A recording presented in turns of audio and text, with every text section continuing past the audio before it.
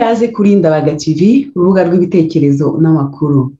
Nge turi kumwe ndi Constance Mutimukeye, nkaba mbahaye ikaze kuri Ndabaga TV. Mbere yo gutangira reka mbisabire gukora subscribe, kuza gukora like no kuza gusangiza abandi iki kiganiro niba mwaragikunze.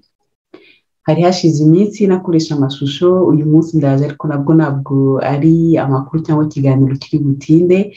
Ndakomeza kubashimira uko mukomeje gukurikira ibiganiro kuri Ndabaga TV muri benshi, twamaze kugera kuba subscribe 5,000. Mwikomera amashyi kandi ndabashimira cyane. Dukomereza aho ngaho. Uyu munsi twaba tugiye kuganira ku bintu bijyanye n'inganda, tukaba tuza kureba mu makuru abiri. Aya mbere ni ukuntu ikigo cyo mu Buhinde giherutse gutsindwa ikigo cyo mu Rwanda, Rwanda Energy Group REG, kugitsindira amafaranga agera kuri miliyoni 32 z'amadolari yo muri Amerika. Ikindi tugiye kureba ni umuhanda wasenyutse, ukaba wasenyutse kubera imvura yaguye. Gutyo umuntu akaba yakwibaza ko abantu bashinzwe ibikorwa remezo mu Rwanda bari bakwiye kwegura kandi bakaryozwa ibyo bintu byose bikomeje kugenda bipfa. Reka dutangire ku nkuru ya vuba, ariyo umuhanda wasenyutse. Bikaba byaratangajwe na polisi y'u Rwanda, yagize iti: mwaramutse, turabamenyesha ko kubera imvura nyinshi imaze iminsi igwa, umuhanda Huye Nyamagabe ahitwa ku Nkungu utaragera mu mujyi wa Nyamagabe wangiritse, bityo umuhanda Kigali Huye Nyamagabe Rusizi ntabwo ari nyabagendwa. Mwese muribonera ayo mashusho y'uwo muhanda wasenyutse. Gusa icyo umuntu yakwibaza, ese uyu muhanda ni ubwa mbere imvura yagwa mu Rwanda? Ese bajya kubaka uyu muhanda ntabwo bari bazi ko imvura ijya igwa mu Rwanda? Nabonye abantu benshi bitwaza imvura, bamwe bakanavuga ati kuko ari imvura yaguye umuhanda ugasenyuka ntitwagombye kubivugaho, ahubwo duceceke wenda tuvuge pole. Ariko ibi bintu bya rubanda, ibikorwa remezo bikoreshwa n'abantu benshi, ntabwo umuntu ashyiramo amarangamutima. Ikibazo gikomeye umuntu yakwibaza ni uno muhanda ngo umaze amezi 8, nta mwaka urashira umaze kubakwa cyangwa gusanwa, ariko imvura iraguye uhita usenyuka. Niho umuntu ahita yibaza ati bajya kubaka ntabwo bari bazi ko imvura igwa mu Rwanda? Imvura yahoze igwa mu Rwanda bari babizi. Ntabwo bari bazi ko imvura ishobora kugwa ikagwa nyinshi mu Rwanda? Bari babizi, kuko hashize igihe n'imvura igwa ikagwa nyinshi mu Rwanda. None se niba ibyo byose bari babizi, bakoze iki kugira ngo imvura nigwe umuhanda ntuzasenyuke? Kuko nicyo kintu cya mbere bagombaga gutekerezaho muri phase bita design engineering.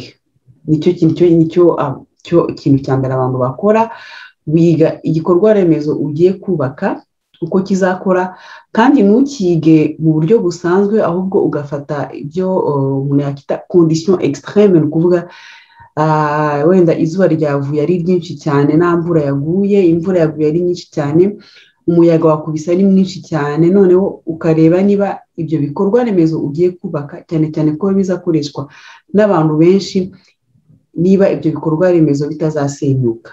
Kuko uretse n'ibyo ngibyo abantu babikinisha, ni ugushyira ubuzima bw'abantu mu kaga, kuba wakubaka umuhanda hatarashira n'umwaka ugasenyuka kubera ko imvura yaguye. Ubu ngubu turategereje, nabonye nta muntu urimo urabibazwa. Byakagombye yuko kompanyi yubatse uriya muhanda ibibazwa. Noneho icya kabiri, tukiri mu mategeko yo kubaka, ubundi ntabwo inzu yari yo yose, ubundi ntabwo inzu, ariko ijambo ntabwo ndifite mu Kinyarwanda, ikintu cyose cyubatse icyo ari cyo cyose ntabwo cyagombye gusenyuka mbere y'imyaka 10. Ni ukuvuga ngo n'umuntu wubatse uriya muhanda ubwe aho ari yagombye kuba afite isoni. U Rwanda niba ari kontra rwatanze, leta y'u Rwanda yagombye kujya kumwaka indishyi z'akababaro, niyo ruko bazita penalite.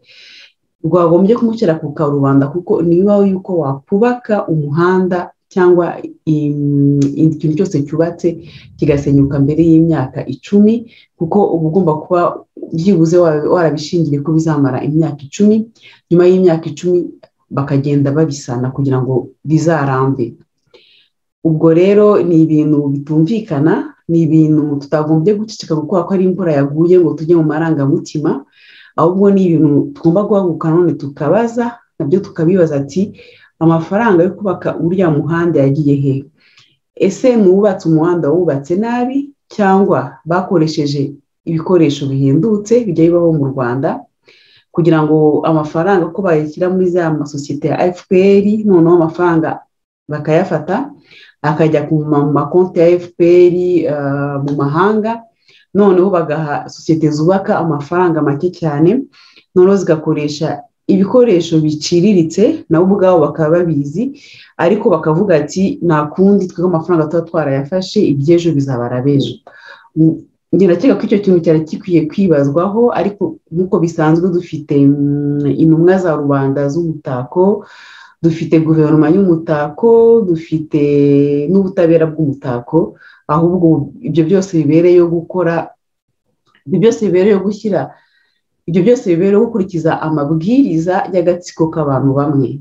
Birababaje, ntabwo njyewe ndi mujye mukurira ngo kuki umuhanda waguye ngo imvura yamye ibaho mu Rwanda. Kuba mwakubaka umuhanda mwumare n'umwaka ngo imvura yaguye ni ibintu biteye isoni cyane. Cyane cyane ndashimira umuntu wabinyibukije yuko mu minsi yashize u Rwanda rwaje ku rutonde rw'ibihugu bifite imihanda myiza muri Afurika. Ibihugu bifite imihanda myiza muri Afurika.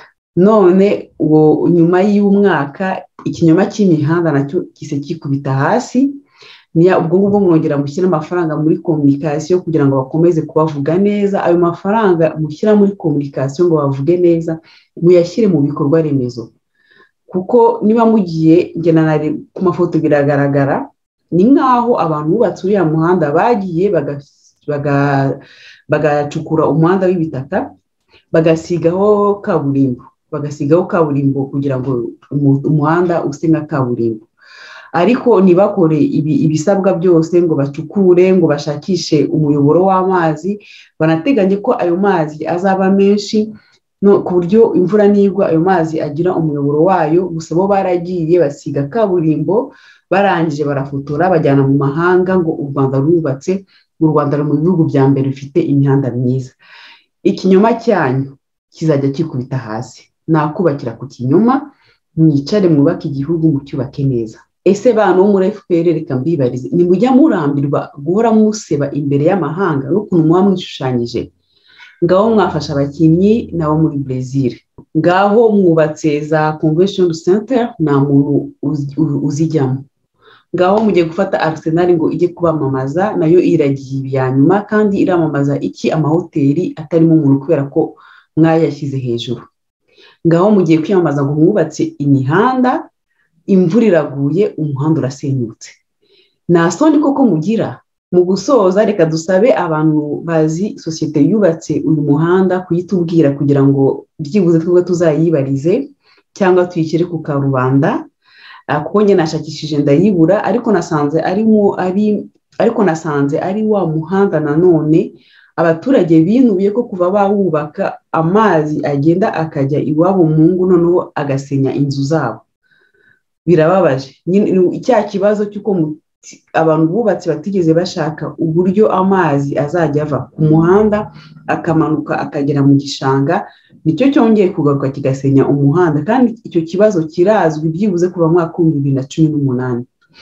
Reka turangiriza aha tubwira abadukurikira ngo FPR ntituzayikumbura na gato na gato, inkotanyi ntituzabakumbura na gato na gato, haba ubwicanyi bwanyu, haba ibikorwa remezo bicuritse mwubaka, ntabwo tuzabikumbura. Kandi niba mwarananiwe, kandi kuko mwarananiwe, nimureke abanyarwanda batahe bubaka u Rwanda, abanyarwanda bafite u Rwanda ku mutima batahe barwubake. Reka tunyuzeho ubutumwa gatoya bwongera kutwibutsa impamvu inkotanyi tutazazikumbura na gato na gato. Turagaruka mu kanya.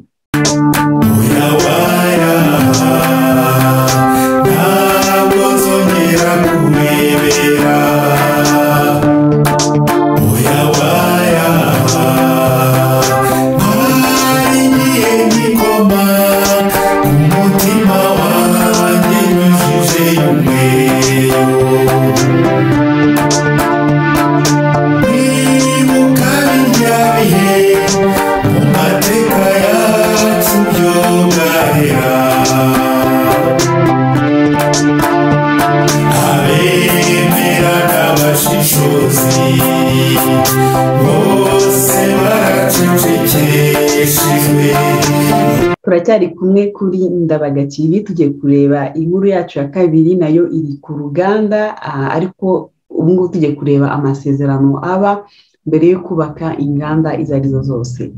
Rero inkuru yacu ifite umutwe ugira uti Ubuhinde ikigo cyitwa Kalpataru bwatsinze u Rwanda, ikigo cyitwa Rwanda Energy Group REG miliyoni 32 z'amadolari yo muri Amerika zigiye kuhagendera. Abanyarwanda twamaze kumenyera kandi no kwihanganira ubujura bwa FPR. Siko bimeze ku banyamahanga bakorana nayo, kuko mu byumweru byashize ikigo cy'Abahinde Kalpataru Power cyajwigirije Rwanda Energy Group aho cyatsindiye amafaranga REG yari yanze kukishyura, ndetse akaniyongeraho n'inyungu ku buryo REG yasabwe kwishyura miliyoni 32 z'amadolari yo muri Amerika. Iyo nkuru turayikesha kinyamakuru The Economic Times aho kitubwira ko Kalpataru Power yatsindiye amafaranga miliyoni 32 z'amadolari ya Amerika mu rubanza nyemuramaka yari ifitanye na REG kuva mu kwezi kwa gatatu k'umwaka wa 2017. Amakimbirane yari ashingiye ku masezerano yo gushyiraho no gutangiza umuyoboro w'amashanyarazi uzajya utwara kilovolte 220. Uwo muyoboro ukaba wari guhuza Repubulika Iharanira Demokarasi ya Kongo n'u Rwanda biherereye muri Afurika yo hagati. Uko byatangiye nuko uruganda rukora rukanatwara amashanyarazi rwo mu Buhinde rwagiranye amasezerano yo gutekereza design engineering, byari twavugaga hejuru, kugura no gukora supply, kubaka no gutangiza installation and commissioning uwo muyoboro mu kwezi k'Ugushyingo mu mwaka wa 2013. Ubwubatsi bukaba bwaratangiye mu kwezi k'Ukwakira mu mwaka wa 2014, kandi icyemezo cy'uko umushinga urangiye no gutangiza ibikorwa kigatangwa mu kwezi kwa Gicurasi mu mwaka wa 2017. Umuntu uzi iby'uwo mushinga akaba yabwiye ikinyamakuru The Economic Times ko uyu wari umushinga ugamije iterambere rihuriweho n'u Rwanda na Repubulika Iharanira Demokarasi ya Kongo, uterwa inkunga n'ikigega nyafurika gishinzwe iterambere hamwe na Credit for Widerberf, biri mu Kidage nshobora kuba nabisomye neza. Uyu muntu kandi akaba yaratangarije ikinyamakuru ko mu kwezi kwa Gashyantare mu 2016 Kalpataru yasabye ko yakwishyurwa amadolari agera kuri miliyoni 24 ya Amerika kubera ibiciro byari byarahindutse kandi nk'uko amasezerano yabiteganyaga. Icyo gihe REG yasabye isosiyete ikorera mu mujyi wa Mumbai mu Buhinde kuzatanga fagitire ari uko umushinga urangiye. Nyuma yaho umushinga urangiye gato rero mu kwezi kwa Werurwe mu 2017 Kalpataru yagaruye fagitire ariko ihura n'abanyakinyoma muri REG banga kuyishyura. Nk'uko bivugwa mu masezerano, ikibazo cyoherejwe mu kanama gashinzwe guca amakimbirane mu kwezi k'Ukuboza mu mwaka wa 2019. Inama y'ubutegetsi yanzuye iha ishingiro ikirego cya Kalpataru kuko yavuze ko Kalpataru ifite uburenganzira bwo gutanga iyo fagitire ya miliyoni 24 z'amadolari ya Amerika, inongeraho amafaranga y'u Rwanda angana na miliyoni 35 hamwe n'inyungu za miliyoni 3,600 z'amadolari yo muri Amerika n'amafaranga y'u Rwanda angana na miliyoni 5,300. Icyo gihe ngo REG yamaganye iki cyemezo itangiza urundi rubanza nyemuramaka mu rukiko rugizwe n'abantu 3.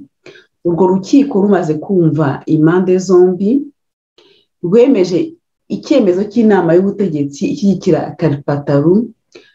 Rero ku itariki ya 28 Kanama uyu mwaka urukiko rwategetse REG kwishyura miliyoni zisaga 32,550 by'amadolari yo muri Amerika. Ayo mafaranga akaba agizwe n'amafaranga yo kuzamura ibiciro yari ateganyijwe mu masezerano, twibutse ko ari miliyoni 24, hakiyongeraho inyungu n'amafaranga yo kuriha Kalpataru amafaranga yakoresheje muri izi manza zose.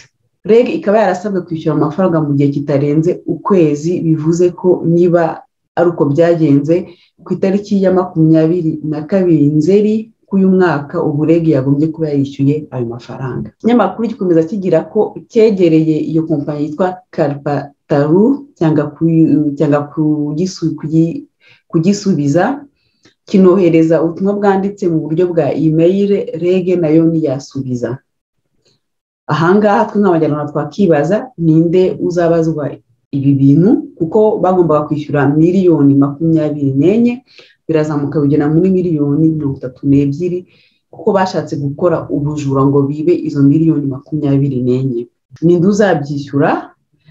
Abanyarwanda ubu ngubu ni murarambirwa ko imisoro yanyu igendera mu makosa y'abantu y'agatsiko k'amabandi n'abicanyi. Ninde uzabibazwa? Mu gusoza reka twibuke igihe Niyomugabo yigeze kuvuga ngo niba ministre w'ubuhinzi n'ubworozi aza akabwira umuturage ngo nta biryo bihari ko imvura yaguye, nta biryo bihari kubera yuko izuba ryavuye, uwo mu ministre niyegure, kuko ntabwo ari cyo abereyeho gukemura ibibazo, abereyeho kumenya ko imvura itazagwa cyangwa izuba rizagwa ari ryinshi, agashakisha uburyo abaturage bazashobora guhinga cyangwa akabashakira